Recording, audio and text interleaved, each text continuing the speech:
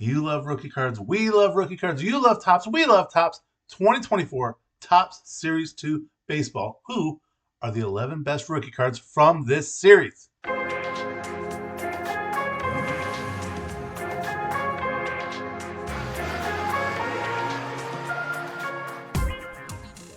Happy hobby.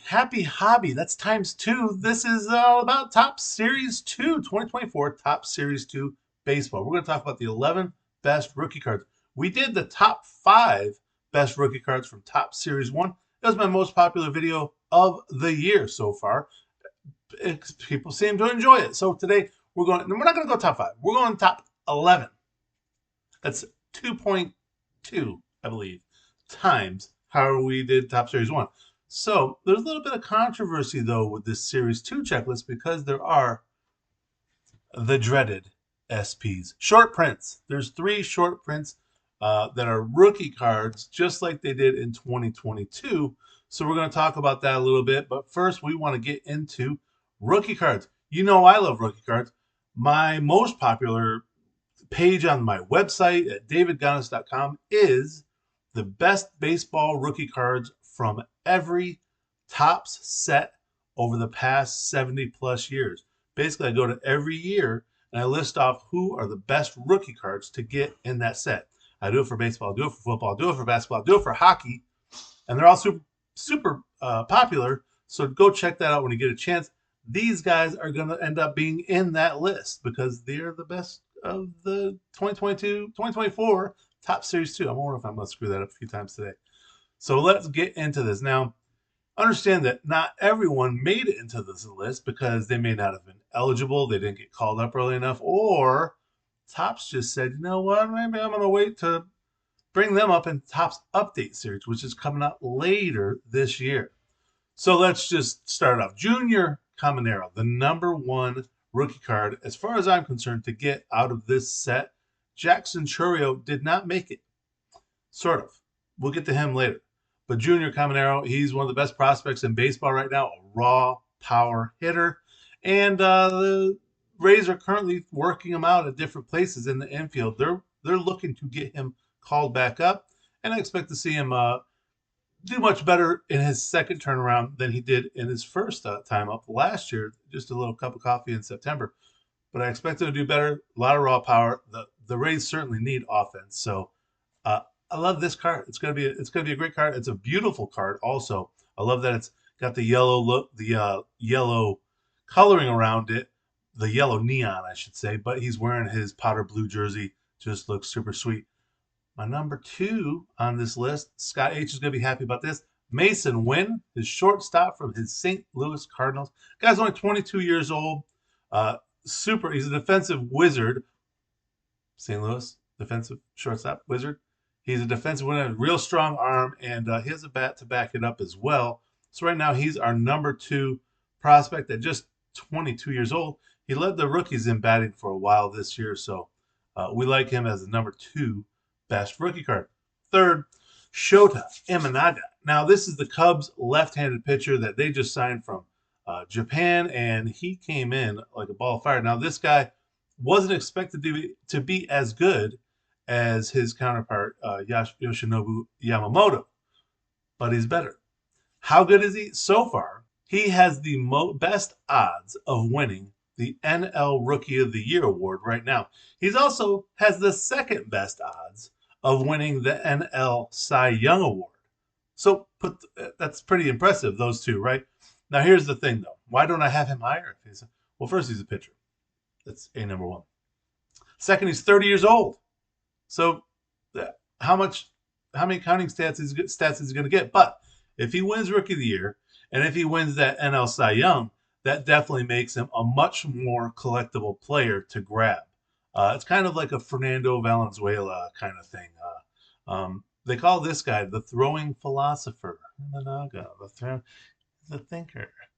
He's 30 years old, turns 31 in just a couple months. But the oldest, I wanted to point this out, the oldest players to win a Rookie of the Year award in the past 50 years were Kaz Sasaki, an Japanese import for Seattle. He was 32 years old when he won it. Ichiro Suzuki won it when he was 27. How did he win a rookie? And then he played 20 years. I don't understand how this guy did it. He was 27 years old in Seattle, with Seattle in 2001. Jose Abreu, the Cuban first baseman, 27 years old when he played with the White Sox, or started with the White Sox in 2014. So we'll see. Imanaga, he's rocking the north side of Chicago now. That's important because Cubs players have a little higher collectability. People like collecting Cubs more than say the White Sox. Sorry, White Sox. All right, so we're moving on to number 4. Just mention him, Yamamoto, Yoshinobu Yamamoto. Yamamoto. It's easy to say. He's 25 years old, so he does have a longer opportunity than say Imanaga, but he does also play with Shohei Ohtani, who eventually Ohtani is going to be the ace. Yamamoto will be the second best player. So he's not even the second, or he's not even the first best Japanese pitcher on his team. So as much as we're excited about him, he is a pitcher. He's played really well. He's been pitching really well, so we're excited about it from that perspective. But overall, 3 or 4 years from now, I don't think he's quite going to be as collectible as, say, someone who won an NL Rookie of the Year and an NL Cy Young Award like Imanaga. Number 5, now this guy, he's underrated. Jordan Lawler, shortstop for the Arizona Diamondbacks. He's only 21 years old. And like Jason Dominguez, we've had to wait a little bit. He's been injured this season, so we're still waiting for him to join the big league club healthy. Once again, he had a broken thumb, was surgically repaired. Now, the thing about Lawler's injury, and that's the same thing I said about Dominguez, is that injury has deflated his prices a little bit. Now, you may think, well, then I don't want him. If people don't want him, then I don't want him. He's been injured. So they're picking up players that are doing stuff. So it makes sense that his prices will be a little deflated.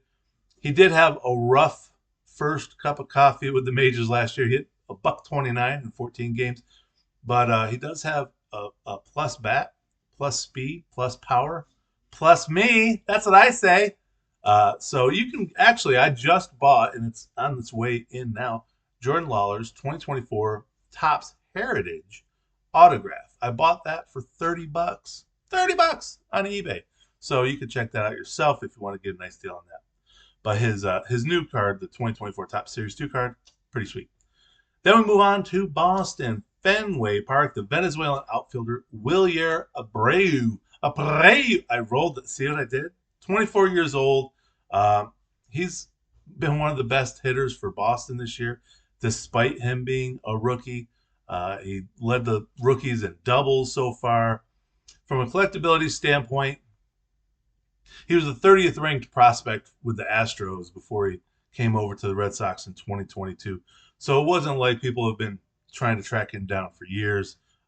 He's a good Red Sox hitter. And like I said about Imanaga, Red Sox players, Yankees players, Mets players, they all have a little higher level of collectability because of those markets. So we move on down to Pete Crow Armstrong, the guy with 3 names. It's not really 3 names. There's like 2 last names. But the Mets traded him. He was a big-time prospect. What was he? He was one of the top picks early on. He was one of the a high draft pick for the Mets. They ended up trading him over to the Cubs in the Javier Baez trade. But he's still young, 22 years old, Pete Crow Armstrong. PCA, and he's a fan favorite with the Cubs. He just needs to start hitting. Once he starts hitting, he was the MILB, minor league baseball, defensive player of the year in 2023. And that's a good way to stick with the ball club once he does get called back up. And then once his bat comes around, we'll be happy. So that's good. Number 8, Heston Kjerstad for the Baltimore Orioles. Jeff Mathis, our resident Orioles fan, one of the guys that loves the Orioles and watches these videos. He's going to be excited about this. Man, the Orioles just keep churning out the prospects. They got Colton Cowser, they got Adley Rutschman, they got Gunnar Henderson, they got the other shortstop, they got Jackson Holliday. I don't know if you heard of him. And then they got the guy that's currently playing. I mean, they're just nonstop prospects coming through there. And this guy was the 2nd overall pick in 2020. He was hyped a lot early. I don't know if you remember the 2021 Bowman Platinum. He was on the cover of that box. Big deal early on. And he's also, I just realized Scott H is going to be happy too because Kierstead is a former Arkansas Razorback. So then we got two guys that are happy about this. That are among our commenters and viewers. So we'll see when Kierstead gets called up. He's crushing AAA right now in Norfolk. So he's basically like a great quadruple A player. We used to say at CBS, EMAC and I, he's just kind of like right in the middle. He was not great yet in the MLB and too good for AAA. So he's like right in that quadruple A spot. So we like him to eventually develop. Number 9, Noelvi Marte. Here's the thing about this guy. He's coming off an 80-game suspension for PEDs. That's not a big. We're not. That's not. We're not too. That's not a great thing. But he's an exciting player. He's going to be playing alongside Ellie De La Cruz. That's the other thing. He's the second best player on that team. So, but he's only 22 years old. A lot expected of him still, in spite of not using PEDs. There's a lot expected of him. So he should show enough power and speed to make him likable from a collector's standpoint, if you know what I'm saying. Number 10, Kyle Harrison. He's a starting pitcher for the San Francisco Giants. Again, 22 years old. Plenty of potential. He's been inconsistent, though. He'll have huge games, and then the next game he'll just get shelled. So keep a watch for him. That happens with rookies. You know, the rookie pitchers we mentioned earlier, they're like 25 and 30 years old. This guy's 22 years old, so you can expect younger pitchers that weren't pitching in Japan for the last 3 or 4 years. You expect the younger guys to take a little bit to become more consistent. So now we get to the 11th guy. I'm sorry, Jung Hoo Lee, the outfielder, center fielder for the San Francisco Giants. We have him number 11. He probably would have been higher if not for the surgery to repair his torn labrum that has knocked him out for the season. He should be ready by spring training next year. He's already 25 years old, so he's going to be like 26 years old next year. He's good. He's just 11th good as far as we're concerned for this Topps Series 2. Now we move into the 3 rookies that could have been. So these are 3 rookie cards that are available in 2024 Topps Series 2, but as short prints. You have to really work to get these cards, basically. Jackson Chourio of the Milwaukee Brewers, Wyatt Langford, outfielder for the Texas Rangers, used to be with the Florida Gators, hey now. And then finally Jackson Merrill, shortstop for the Padres. Actually, he's a shortstop turned center fielder for the Padres. These 3 guys are fantastic guys to collect, but we're not going to see their true rookie cards until the update series later this year. But if you want to, if you can buy enough product to get one of these short prints, that's the way to go. The other thing is if you just want to buy one of these short prints, then go for that. You can have them. It's a big deal. Look at Ronald Acuna Jr.'s 2018 Topps short print. A lot of people don't look at that as a true rookie card because it was a short print, an SP, but it goes for it. It's a valuable card. People want that card. So you can look at that similarly with this. In 2022 Topps Series 2, Topps did the same little shenanigans. They gave us Julio Rodriguez, Bobby Witt Jr., and Spencer Torkelson all as these SP cards, short print cards.